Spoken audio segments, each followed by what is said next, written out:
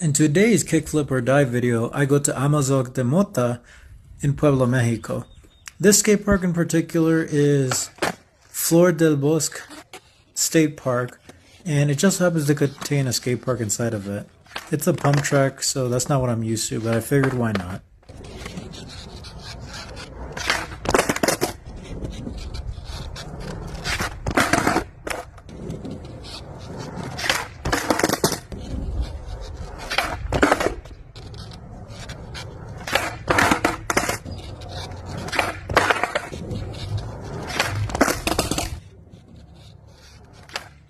Also, I figured that I should probably show the inside of the pump track.